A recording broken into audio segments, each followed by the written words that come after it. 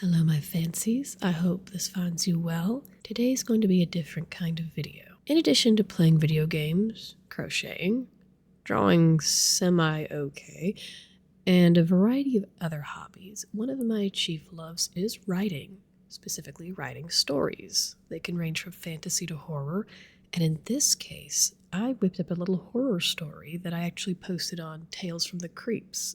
I really enjoy Creepcast with Wendy Goon and Papa Meat, and this is one of the stories I've posted over there. And I thought, hey, what if I actually narrated it? If I read it aloud for you, so you can just sit back, relax, and enjoy the story that way. Heaven only knows they're probably never going to read it, which is fine because there's so many wonderful, amazing, and interesting stories over there that I just thought, you know what? Maybe a nice, cozy horror story would be just something fun to experience. And I also kind of want to see if I can read it with any, I don't know, any interest, I just want to see if people enjoy this. Anyway, probably won't have this kind of long intro if I do any more stories. So I'm going to keep writing, of course, but I figured I'd try something a little bit different. This is called The Light in the Cellar.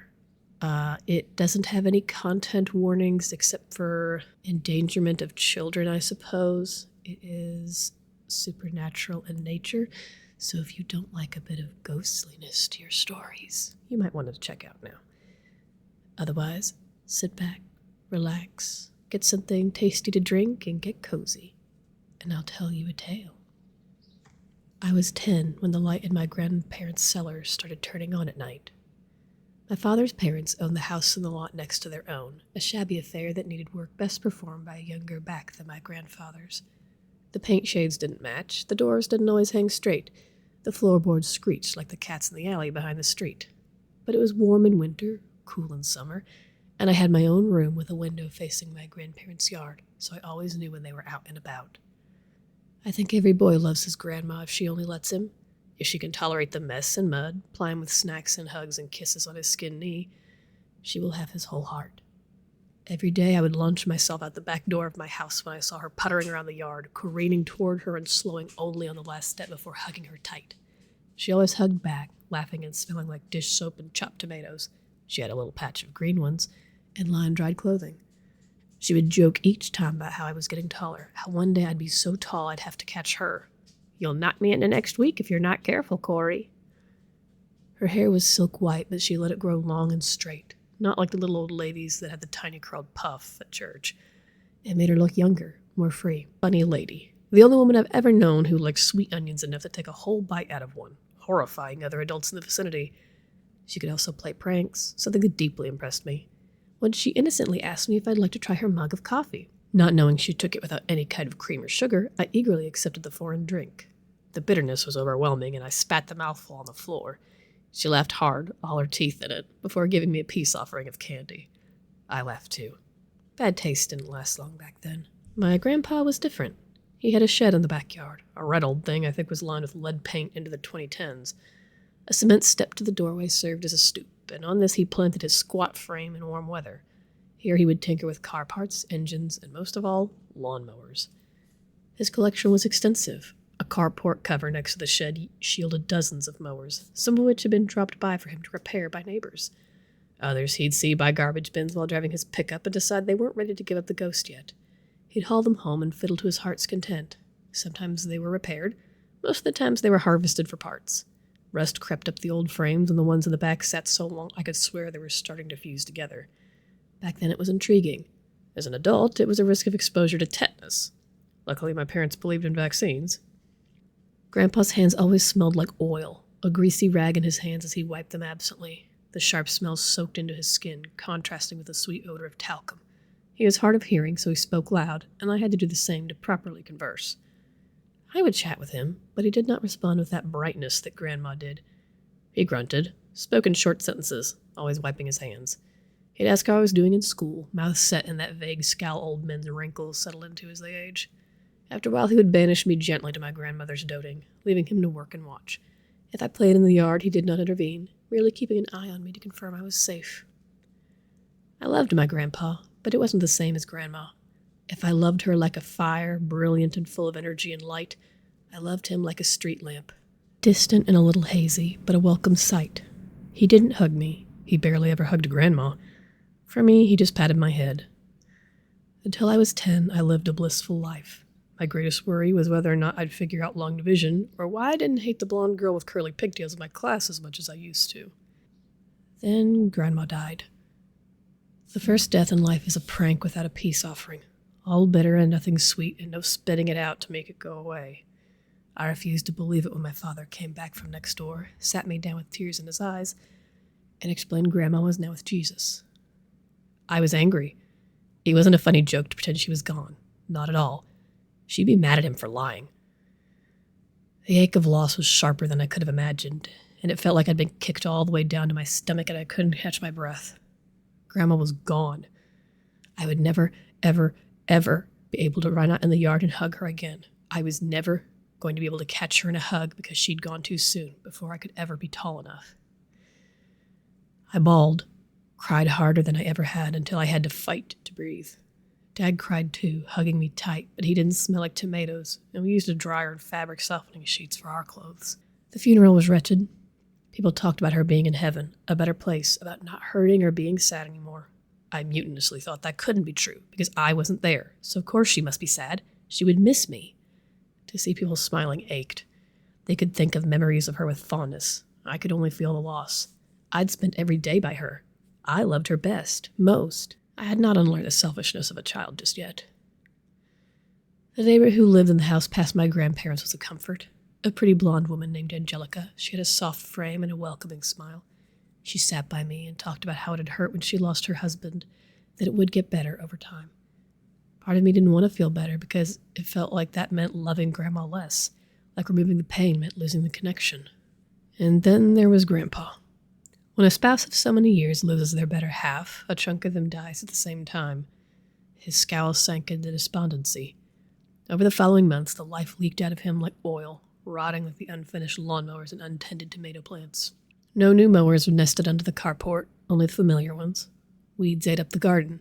Clothes weren't put up on the line anymore. My mother would bring Grandpa's soiled clothes over and wash them, and Dad would dry them and bring them back, folding them and tucking them into the chest of drawers.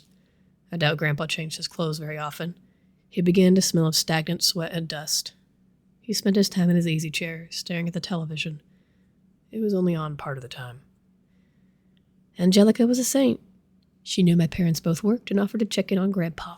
They accepted with relief, and she would brook no payment, in spite of the fact that she lived in a rather tiny house and didn't seem to have much extra money. Grandpa had no opinion on her visiting and helping. He had a little opinion on anything, and she was given a spare key.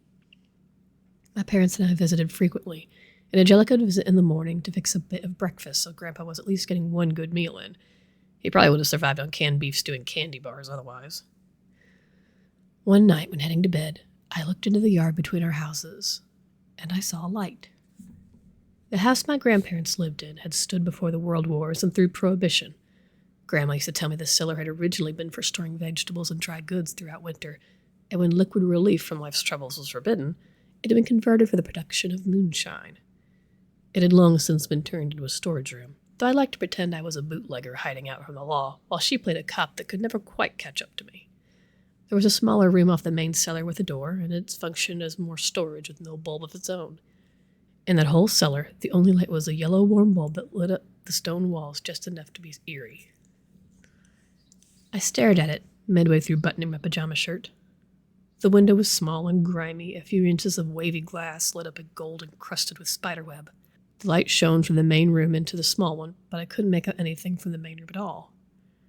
Grandpa wasn't in terrible condition at that point, but it was an odd thought that he was shuffling around downstairs. I forgot the matter by morning. 2 years passed. I tried to visit Grandpa with my dad. He would stare at us, say little, but he would sometimes reach out and put his hand on my head, patting with his fingers. They'd grown thinner. "Your grandma always said you'd be tall." My throat would hurt and his shiny eyes would swim. Whenever we left, I'd hug Grandpa. He didn't hug back, his old weather-beaten skin losing its elasticity and slumping on his wasted muscles and bones. It taught me that death was not just sudden, but also slow. I don't know why he didn't hug. I think maybe he didn't know how. He would twitch like he'd want to, but it would always be a pat on the head. The light in the cellar didn't turn on every night. Sometimes the dark was unbroken, cast in the shade of trees in the yard. But every so often I would see that familiar golden glow. I never said anything about it to my family. It was a light turning on, perfectly innocuous. There was nothing strange about it. What if it's your grandma's ghost? I almost dropped my controller, and to his credit, my friend didn't use the opportunity to speed past me. Fixing my eyes on the screen, I redoubled my efforts. What do you mean? The light. It turns on sometimes, right? He jerked his head toward the window. Maybe it's your grandma saying hey. Colors rushed past as we battled for first. Jacoby groaned as I inched past him to victory, plopping his face into his snack bowl. You believe in ghosts? I asked. I don't know. I guess I don't not believe.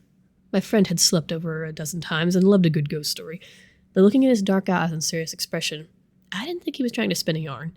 He seemed earnest. You said you used to play together down there. Maybe she's just letting you know she's looking out for you. Or Grandpa goes into the basement to check for mice, I said, sharper than I meant to. Jacoby closed his mouth, looking toward my collection of games. He had 2 sisters, so game funds for his family had to be split between things like Super Smash Bros. And Barbie Horse Adventures. I had nothing but the good stuff. I leaned back on my hands. I don't think I want it to be my grandma. I don't want her stuck here as a ghost. Oh, yeah, I guess ghosts only stick around if they have unfinished business. Jacoby seemed ready to move on, but I lingered over that thought. Had Grandma had things she wanted to do? Places she wanted to see? Things she wanted to say? He must have read my silence correctly because he asked, Do you want to go see? I let my fingers rest on the boxes. I don't want to go in the cellar. But we can look through the window. Jacoby's eyes gleamed, but he kept his excitement in check. Sure. Might just be something wrong with the switch. We weren't to find out that night. As we slid our shoes on, the light shut off. Exchanging looks, we waited to see if it would come back on. It didn't. Still want to check it out? Jacoby asked. I shook my head. It's not a ghost, I said. But what if it was? What if it was my grandma and she needed help? If she was still in this world, I could see her again. But if she was stuck in this world alone, that was too sad. If the light comes back on, we'll go over, I said at last, and we settled into our sleeping bags. I had a bed, of course, but it was more fun if both of us were on equal flooring. We managed to stay awake about another half hour before we drifted off. Morning brought sunshine and waffles, Mom taking Jacoby back home with no more talk of ghosts. I think 2 things set everything in motion. The first was, a month after our sleepover, Jacoby's parents decided to go on a couple's retreat for their 12th anniversary. They asked my parents if we would be willing to watch him for a week. My parents agreed, and I was delirious with excitement. The second was me telling Grandpa about the light. We sat on his porch, a rare deviation from his haunted frame in his armchair. The weather was too pretty not to partake. Your parents say you're going to have a friend over this week. That little dark-headed boy. Jacoby, yeah. He's my best friend. I had no compunction admitting it. He glanced at me and his mouth twisted a little, a smile despite the weight. It's good you got a friend. I had a lot of fun as a kid with the boys in my neighborhood. He paused. You don't have a BB gun, do you? I blinked. I've got a Nerf gun, Grandpa. I've seen A Christmas Story. He laughed.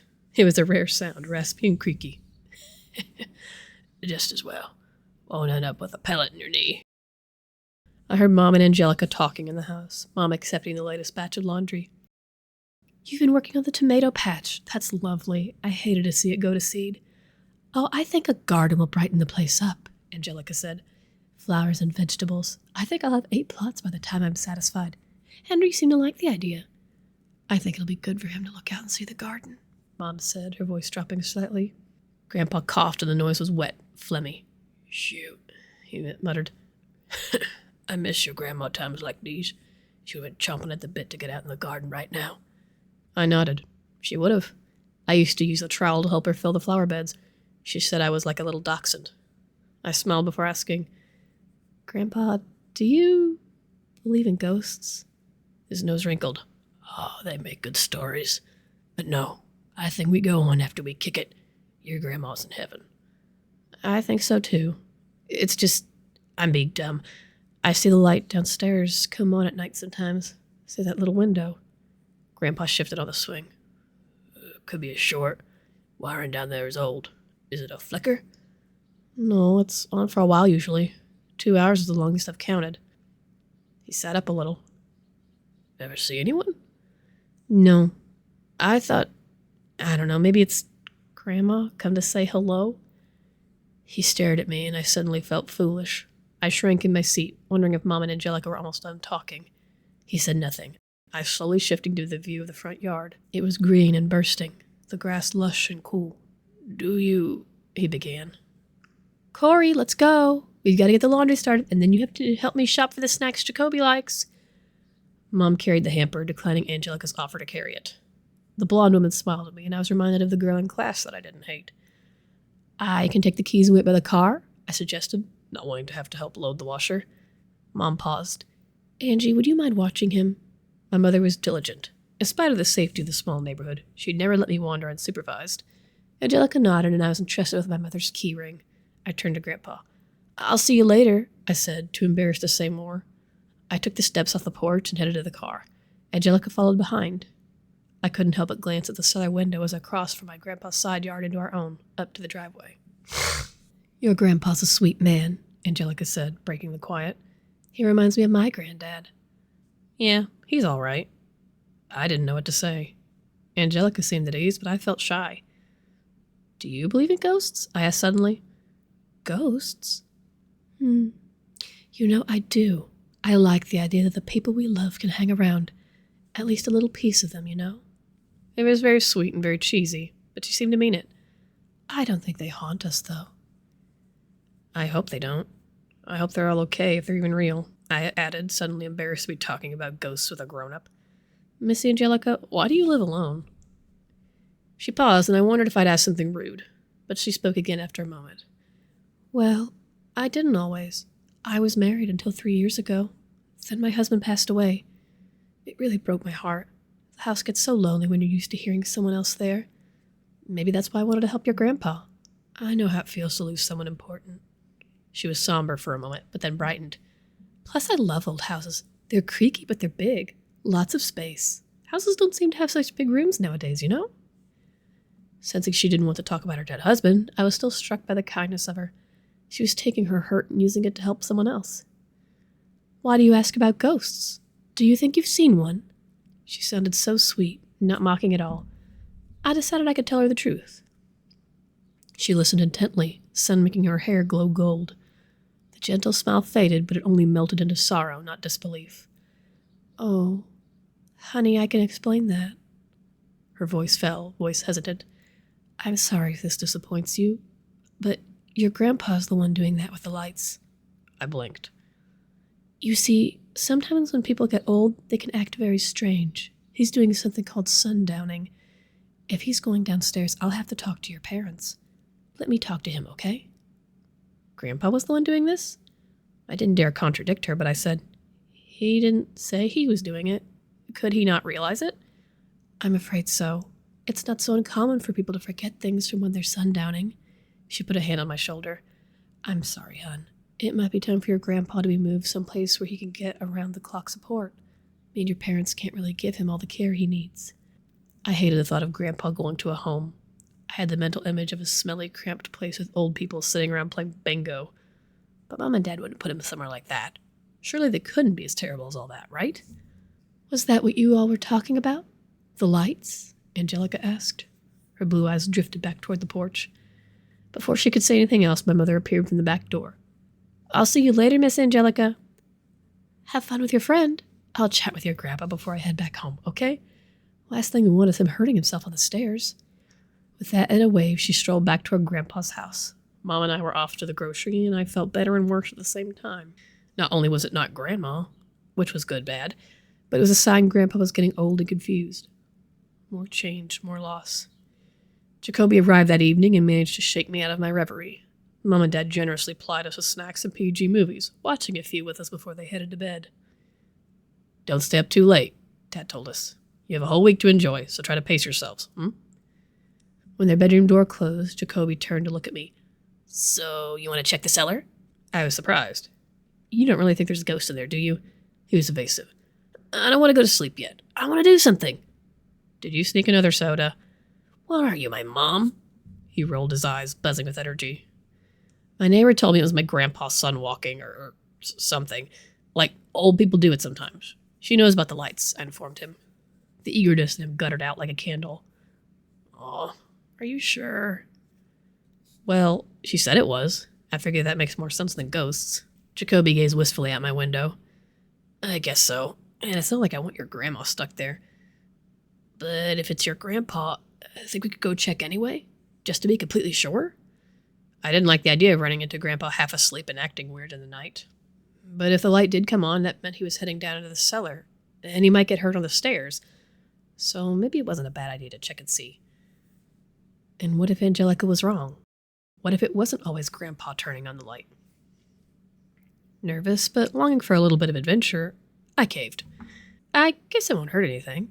Jacoby crowed with triumph and opened his bag of clothes. He smuggled a flashlight along and insisted we sneak out the back door only after putting pillow versions of ourselves in the sleeping bags on the floor. I knew for a fact that Dad actively went to check out his breathing when he woke up in the middle of the night, so a perfectly still pillow would do nothing. But we didn't plan to be gone longer than 15 minutes. So we grabbed some pillows, shoved them under the blankets, and crept out the back door. The weight of night was cool and buzzed with a chirp of crickets. Jacoby led the way, elated to be on an adventure, ducking into the shadows of trees and bushes. I followed him, not wanting to rain on his parade, a little excited in spite of myself. You got a key to the front or back door? Jacoby asked. I paused him and told him I didn't. He gave me a look. Hold on, I whispered, scuttling back into the house, returning with my dad's keys. He leaves them in his pants all the time, I said, shrugging.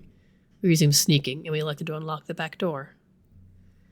Hey, does your grandpa have a gun or a knife or anything? Jacoby asked as I held the screen door just outside the main wooden one. I wouldn't have said yes to this if he did, I said wryly. Relieved, Jacoby sighed. My pappy does. I'd never try this at his house. With a turn of the key, the door swung open. It creaked slightly, and we hustled inside, drawing it to behind us in case we needed to make a quick exit. Where are the stairs? I led him down the hall and into the kitchen. The cellar door was on the other side of the kitchen, though the room was strange and lifeless at night. Jacoby's flashlight lit the way, but I could have stepped around every chair blindfolded. No fresh tomatoes on the table now, nor any sweet onions. I opened the cellar door and we looked down, into deep black. Wasn't the light on when we headed out? Jacoby whispered. Yeah? The light was to my left, and I snapped it on. It was a sharp noise, metallic, and the lights hummed as they flooded the room. Maybe it's already gone? Or maybe Grandpa had woken up and come back upstairs. I took the flashlight. Wait here. I want to check something.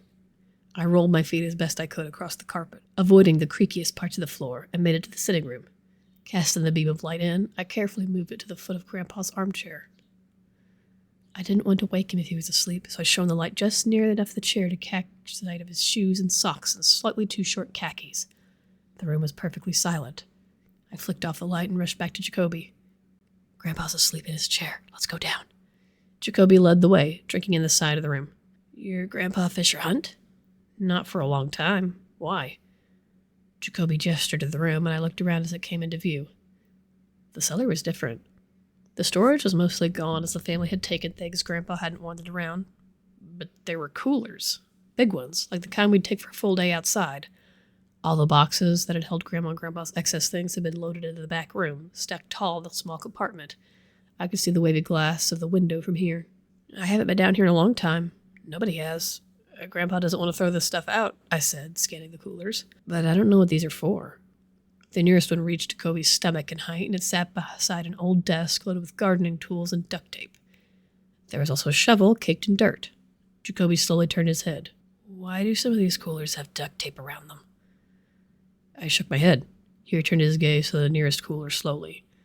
Jacoby unlatched the lid and peered into it, studied the contents. A faintly stale, sour smell reached me. Then he shut it. Hey, I began.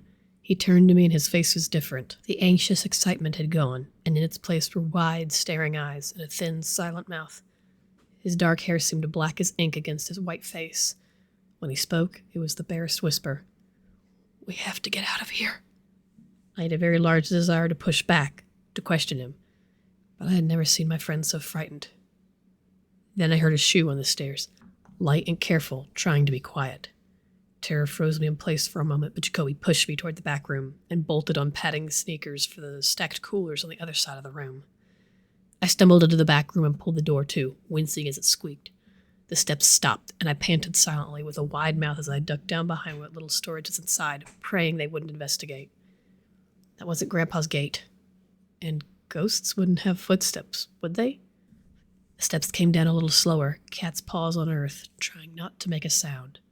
I couldn't see the door from my cramped spot, just the window and cardboard boxes of Grandma's trinkets and gardening books and a few of her coffee mugs. They formed a wall to my right and stone boxed me in on the left, and a light fell in a beam from the open door, spilling through the window. I couldn't see out of it with the light reflected, but I knew my very own room was across the way. So close, so far. The door creaked. The beam grew wider. I breathed shallow little breaths through my mouth, trying to be silent. The moment drew on, long and fraught, and I waited for the person to step inside, to turn and see me cowering behind the boxes. Panic burst in my veins as I sat, trying not to shake, because if I did, the mugs might rattle and alert them. Finally, the door shut, casting me into utter darkness. Then the latch clicked. I was locked in. Did they know I was here? I stared helplessly up at the window. It was thick glass, and it would shatter into knives if it broke at all. The old window had never been opened, was never meant to open. I was too big to fit out of it anyway. I could hear the muffled footsteps, and as I peeked around the boxes, the bottom of the door was lit in sallow light. The person moved around, breaking the yellow up with black shadow. Jacoby was in here. Maybe he could get out and go get help? But he was on the opposite side of the room to the stairs, and with the person in there with the light on, there was no way he could sneak out. Mom and Dad would be asleep. They'd have no idea where we were. I rubbed my hands on my jeans, trying to dry my waxy palms. Could we hide long enough for the person to leave? They might not spend long down here, if I could just see who they were. Sharp movement. A gasp. Then I heard Jacoby. No, I won't tell anyone. His voice grew muffled, and I clamped a hand to my own mouth to stifle a sob. Trying the handle gingerly, I pulled and pushed but found the latch held. The shadows under the door flailed and fought, and I backed away from it, praying Jacoby would kick free, would scream again, that I would hear his sneakers on the stairs. Instead, the shuffling grew slow and quiet, and all I could make out was the frantic panting of adult exertion. Jacoby didn't make a sound. I heard footsteps, precise again, pacing back and forth.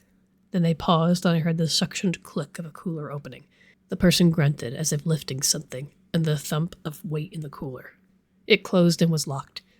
Then I heard thick, heavy tape ripping from a roll. This was real. Jacoby was...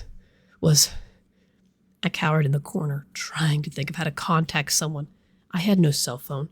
No one would see the window in the dark. If I screamed, the person would be the first to hear.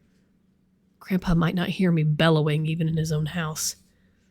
My mind hurtled along headlong, crashing into hallways with no doors, no way out, and I tugged myself back into the corner and prayed so hard that the person didn't open the door again. The panting grew quiet as they finished, and their steps moved around the room. They were looking for anyone else. I imagined they could smell me, could track me like a dog, and I pressed my face into my knees. The steps retreated up the stairs, and the light clicked off. I hadn't looked in here. Maybe they were too frazzled. Maybe they didn't think anyone would have been stupid enough to hide in a place they couldn't escape from. Or maybe they were getting a weapon. Corey! I gasped. Grandpa! Hush! His voice came from outside the door, as if his lips were pressed right against the wood. Don't say anything now. You just listen. Grandpa, the lock... I said hush! His voice was a quiet roar, and I froze. Listen. You see the box by you with Gina's gardening tools? There should be some of my pliers in there. Find them, quiet-like.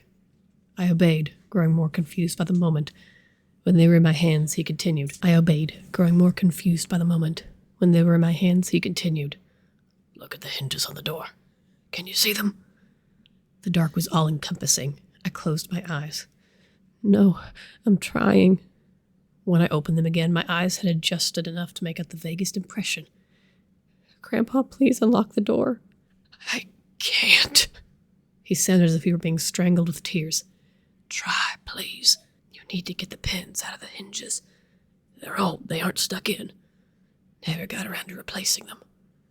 Why couldn't he unlock the door? Was he hurt? The throat swelled nearly shut, a pinprick opening, and I closed my eyes again, let the dark truly soak my pupils. I blocked out the bottom of the door with my arm, cutting off the light entirely. When I opened them again, I could make out a rusty old hinge with a long, thin piece of metal through the loops. Using the pliers, I gripped the head and pulled. It was rusty and stuck, so I jimmied it back and forth until the pin shrieked clear of the hinge. Was it too loud? Or did it just seem too loud because of the quiet of the tiny room? I got one, I whispered. Good boy. Now you need to get the top one. But listen to me. They're at the top of the stairs. You won't be able to run past them quick enough. I'd never heard my grandpa speak so quickly, so urgently. When you get the pin free, the latch will hold the door as long as the hinges haven't separated. When you're ready, you holler. They'll come down quick, and when they do, I run at the door as hard as I can and knock them down, I finished. It would take them by surprise. You always have been a bright boy. As hard as you can. Don't worry about hurting them. Just hit them as hard as you can. Then you run up the stairs and outside, screaming for your mom and dad and anyone who'll listen. Don't stop running. But what about you? Will they hurt you? Ain't nothing they can do to me now. Don't you worry. He paused, and I could almost smell motor oil and talcum. I love you. I never told you as much as I should. But it'll be all right. You can do it. I dragged one of the boxes to the door, perching on the gardening book so I could reach the upper hinge, feeling for it when I couldn't make out the shape with my eyes as well. More jimmying and pulling, and the pin was out. The door seemed weightier all of a sudden, slotted awkwardly in its latch and only barely hanging on to the hinges. This was it. I was only going to get one shot. Hide, Grandpa, I whispered. Then I backed up several steps until I stood under the window I'd watched so long. Help me! I howled, loud as I could manage. The effect was immediate. The steps rushed down, booking it toward the door. When I saw the shadow under the door, I pushed off the wall and slammed into it with all my might. The door flew out crooked, one hinge more caught than the other. A solid wooden impact crashed into the figure, and I couldn't see them as they let out a high-pitched scream. I could hear something banging, the door wobbling under my weight as the person struggled, and I scrambled off the door and flew to the stairs. Taking them on all fours, I fled toward the back of the house, crashing through the screen door and into the cool night. Help! Help me! They're after me! I had wondered before if adults would just ignore a child yelling, assuming they were playing. Not so at 2 a.m. I kept screaming, and lights came on in the neighborhood, my parents first. Voices, doors slamming, and me screaming for help all the while. I ran toward my house, terrified if they were behind me, they would grab me and silence me, and everyone would fall back into bewildered sleep if I stopped calling for help. Then Mom and Dad were there, and I was never so glad to smell that detergent. Several adults went into the house, including my dad. The person hadn't followed me. Mom sat with me on our porch, wrapping me in a blanket as noise filled the night. Soon the flash of blue and red lights appeared, men and women in uniform, and the blocky white shape of an ambulance. I was muzzy suddenly, too tired to lift my head. The paramedic looked me over, said something about adrenaline, and the blankets were kept wrapped warm and safe around me as I sat fully exhausted from my terror. When they carried Jacoby out, I was awake again, crying my eyes out. He was alive. Bruises around his neck where the attacker had pressed down on his trachea to keep him from breathing. His lips were a little blue, and the paramedics put a mask on him.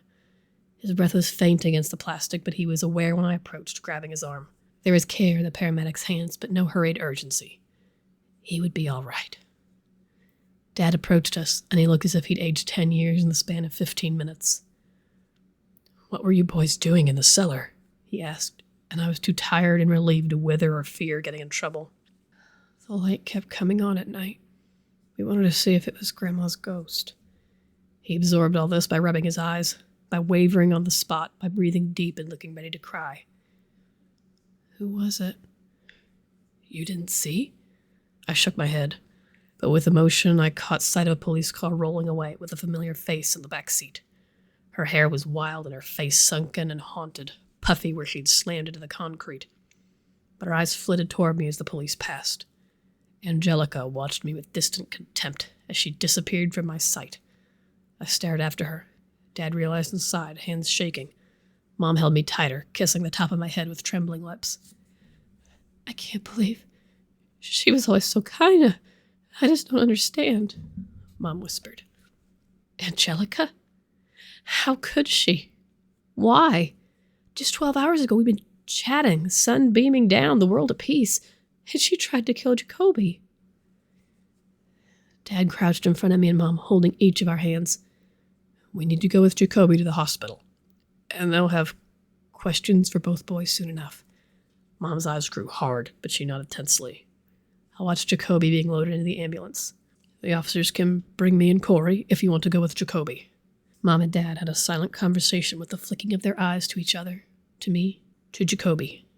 Finally, Mom nodded, though her grip on me didn't loosen. It's okay, Mom. I'm with Dad, I said, too tired to panic at the thought of her being out of my sight. She accepted this, kissing my forehead before climbing into the ambulance, taking Jacoby's hand and talking softly to him. I couldn't even be excited to ride in a cop car. Or nervous, come to think of it. Dad was beside me, arm around my shoulders. The officer said little, focusing on the drive. Dad, was Grandpa okay? I asked. He tensed. He was down there with me. He told me how to get out. Dad was still. The cop glanced at the rear view. What do you mean, Corey? You saw your grandpa? No, I heard him. When she went upstairs, he told me how to undo the hinges, to run and scream for help. Is he okay? Dad seemed to drift, a balloon in a high wind, uncertain. Corey, your grandpa, he passed away early in the afternoon. I wasn't angry, just confused. I heard him, Dad. I know I did. I wouldn't know how to open the hinges if he hadn't told me he was down there. Dad nodded slightly, but he seemed to be looking at my forehead, as if he couldn't focus on my face without breaking down. The police couldn't tell me much, as they had to question me. I only found out the details after my interview. That Grandpa had died 30 minutes after we left Angelica to go get snacks, that he had suffocated. His body had been sitting upstairs in his armchair, but he wasn't sitting in it quite the way he normally would, as if he'd been arranged there. Given his age and health, the coroners weren't sure they would have investigated an old man passing away without external injury. As it was, they found signs of saliva and vomit on one of the throw pillows. Angelica pled not guilty. I didn't favor her odds. I also found out what was in the coolers. Jacoby never spoke of it, only that he'd woken up inside the cooler gasping for breath and been in the middle of all of it. I never asked him what it was. The police settled on 8 victims, though there could have been more. There could always have been more. One of them was her former husband, and another the woman he cheated on her with. Maybe they whet her appetite. The light in the cellar came on one more time after I'd returned home from the hospital and questioning. I watched it from my room, sitting vigil to watch for it. But instead of fear, I felt calm. The odor of motor oil and talcum rose around me. She didn't have unfinished business. That's why she wasn't here. I heard him clear as day. I didn't dare look around, not wanting to break the spell. Is everything okay there? Yeah, everything's all right here. Gina does miss you, though, and she loves you and your parents so very much. I closed my eyes and rubbed my face, tears streaking against my palms. The sting of goodbye welled up in my lungs. So, you had unfinished business? Just one thing. Warmth enveloped me and I stood, eyes closed, tightening my arms around the frame that wasn't the same anymore. It wasn't flesh or blood, more like breath made solid, light poured in a mold. But it was safe and it was good. I love you, Corey, and I love your parents too. We'll see you again, but not for a long while. A whiskery kiss planted on the top of my head. I held on to that warmth as long as I could. I love you too, Grandpa. With an exhale, he was gone, and the light in the cellar went dark. I never saw it turn on again. And that is the end of The Light in the Cellar. I hope you all enjoyed that. I enjoyed writing it. And I enjoyed reading it too, in spite of some hiccups. If you enjoyed this, please like and subscribe. I definitely will have more stories coming up eventually, and I also will have more Let's Plays and things like that coming up eventually. I do want to do this again. I really enjoyed this, although I could probably improve a few things. But I don't know that all my stories will be horror stories. I am on a horror kick, but there's usually going to be some kind of fantasy element in there too. Just some kind of beastie, perhaps. I have a few ideas for the next one, so hopefully you'll be seeing me again soon. If you enjoyed that, you can go and read the text version on my Reddit. I post in Tales from the Creeps, and I am under the name Off Kilter Filter. So, if you see that name and you see The Light in the Cellar, that is me. I appreciate you all tuning in. I hope you enjoyed that. Stay safe, stay cozy, and I'll see you all later. Bye-bye.